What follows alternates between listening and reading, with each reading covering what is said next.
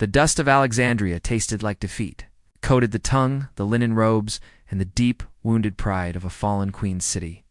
3 days after the suicide of Cleopatra, the Roman legions of Octavian moved with methodical, chilling precision, sealing off libraries and confiscating treasures. Among the spoils, one item was conspicuously absent, an object whose value transcended gold and jewels. The Pearl of Isis, or, as the commoners whispered, Cleopatra's Pearl of Power. It was rumored to be the source of her political magnetism, the thing that bent the will of Roman generals and made the Nile obey her whispers. Octavian wanted it not for its beauty, but for the devastating, subtle power it wielded over men's minds, a power he intended to crush, not wield. Our narrator is Lysander, a former scholar of the Serapeum, now a disgraced and broken man.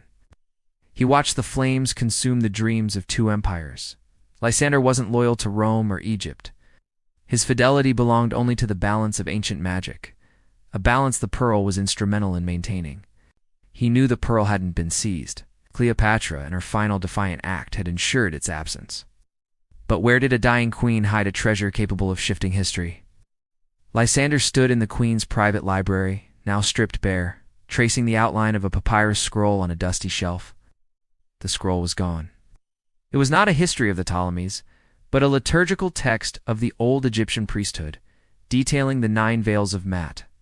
The text was a map, Lysander realized, disguised as devotion. The veils were specific, hidden sanctuaries within the labyrinthine city.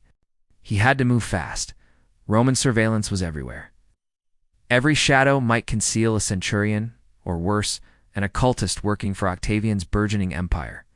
Lysander donned the simple gray cloak of a common scribe, melting into the alleys where the stench of decay mingled with the sharp scent of exotic spices. His first destination, the catacombs of Qam el-Shakafa, a strange blend of Greek, Roman, and Egyptian architecture, a truly liminal space. The first veil, the text hinted, was where the 3 paths converged, a place of confused identities. Down in the darkness past the Hall of Caracalla, Lysander found a newly plastered niche. It looked too fresh to clean. He scraped away the plaster with a stolen dagger. Beneath lay a small, light-lined box, secured by a lock requiring a forgotten numerical sequence. Lysander remembered the sequence from the liturgical text. It was the count of the 9 major deities worshipped by Cleopatra. The lock clicked open. Inside, there was no pearl, only a simple, dark obsidian scarab. The scarab was cold to the touch, and carved into its back was a single, cryptic symbol, a serpent eating its own tail, the Ouroboros. This wasn't the pearl, but the first clue, the first ward. The pearl was protected by a magical relay system. As he closed the box, a heavy boot struck the stone floor nearby. A Roman patrol. Lysander retreated quickly, his heart hammering against his ribs, the scarab tucked into his tunic. He spent the night hidden in the deserted temple ruins, studying the scarab. The Ouroboros symbol pulsed faintly under the moonlight. The symbol pointed him toward the deltas specifically. To a minor shrine dedicated to the goddess Neith, the weaver of destiny. Traveling north was dangerous. Octavian had secured the roads, but Lysander knew a back route favored by smugglers. He traded his last few coins for passage on a small fishing boat whose captain asked no questions. A man whose silence was worth more than gold. The journey up the Nile was a blur of hazy heat and anxiety. He imagined the pearl, alone in the darkness, singing its powerful song. Landing near the Neith shrine, the air was thick with the smell of jasmine and old river mud. The shrine was small, largely ignored by the Romans who sought grander temples to defile. The second veil was described as the looped thread, a pattern where beginning and end meet. Inside the shrine, Neith's statue stood serene, surrounded by dusty offerings of linen and withered flowers. On the tapestry behind the statue, Lysander found it, a single loose thread forming a perfect loop, almost invisible against the complex weaving. He pressed the obsidian scarab against the center of the loop. The scarab vibrated violently, humming with absorbed energy, and the loose thread began to glow. The thread unwove itself from the main tapestry, becoming a solid, brilliant silver cord that stretched out and pointed deeper into the ruins. The cord led him to a sealed crypt beneath the floor, guarded by an inscription in Meroiticon older language. The inscription warned, "He who seeks the eye must first sacrifice his sight." Lysander understood. Oh. It was a test of faith, a demand to forsake the comfort of easy knowledge. He found a small clay bowl near the crypt door and placed the silver cord inside. As the cord dissolved, it released a blinding flash of light, and when Lysander could see again, a second object lay in the bowl. This was a brass compass, utterly devoid of a needle. It was merely a casing, etched with Greek constellations. The power of the first ward, the scarab, had now transferred into the compass. The brass compass was the third clue, and it pointed west, far beyond the delta. The third veil was named the Echo of Pylos, a deep reference to ancient Greece, indicating a location near the Mediterranean coast. This suggested the pearl wasn't just an Egyptian artifact. It was bound up with the entirety of the Hellenistic world, a truly powerful item. Lysander managed to secure passage on a merchant vessel heading to Cyrenaica, a Roman province known for its dangerous coastline. He kept the compass hidden, feeling the latent power of the scarab humming within the metal. The sea journey was rough. A storm lashed the ship for 2 days, testing Lysander's resolve and the structural integrity of the small vessel. He thought of Cleopatra, sailing these same waters, her power absolute, her fate sealed by a different Roman storm. They finally landed near the ruins of the ancient city of Cyrene, the air dry and hot, smelling of salt and distant time. The third veil was located at a forgotten necropolis outside the main city. He searched among the towering tombs looking for the constellation etching from the brass compass. He located a tomb whose facade was cracked and overgrown.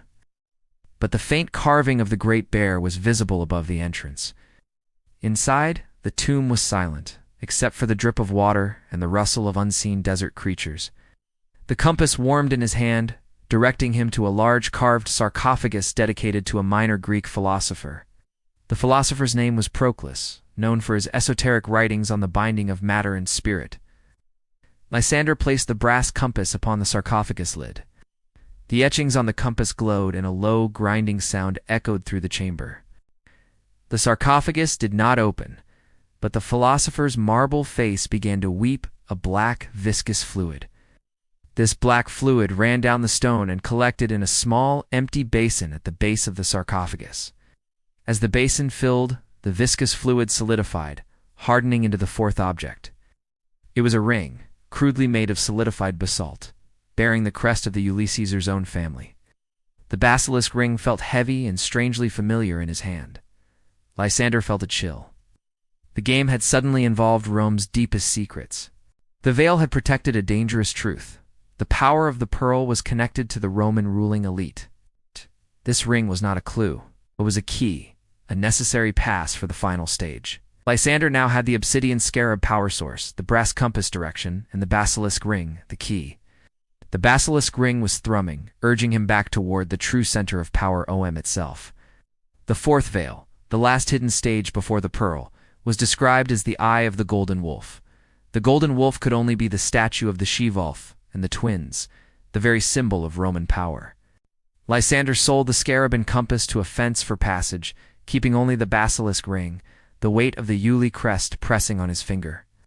He arrived in Rome not as a scholar, but as a ghost, blending into the bustling, triumphal crowds, celebrating Octavian's victory.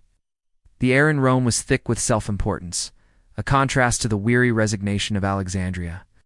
The statue of the she-wolf stood proudly in the forum, its bronze surface gleaming under the Roman sun.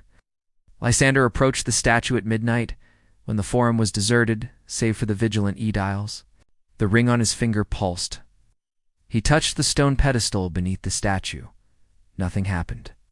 He walked around the statue, feeling for the correct spot, the eye. He realized I meant sight. He looked at the statue through the small opening of the ring, focusing the light. The basilisk ring acted as a filter. Through it, the world warped, and the statue's eyes glowed with an ethereal, icy blue light. The light hit a specific section of the pedestal, revealing a faint, nearly invisible seam in the marble.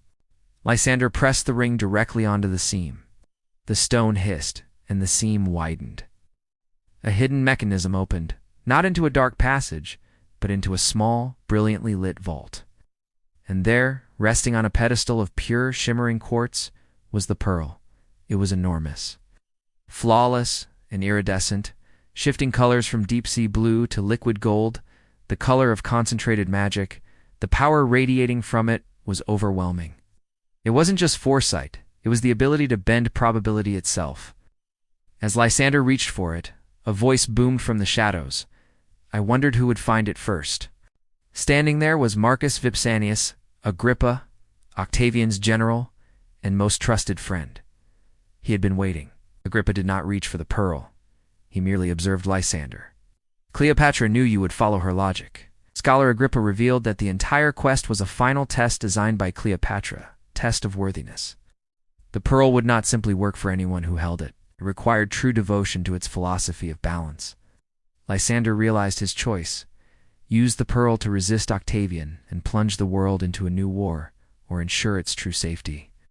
He looked at Agrippa, then at the pearl. He chose neither.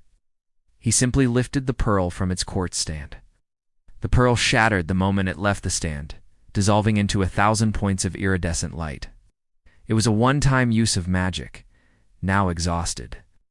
Lysander had chosen to eliminate the power, preventing anyone, Rome or otherwise, from weaponizing the Pearl of Isis. The world was now truly free of Cleopatra's ancient magic. Thank you for watching this story from Storycraft Studio. If you loved exploring the mysteries of the ancient world with us, please like this video, share it with fellow history and fantasy fans, and subscribe to Storycraft Studio for more immersive narratives.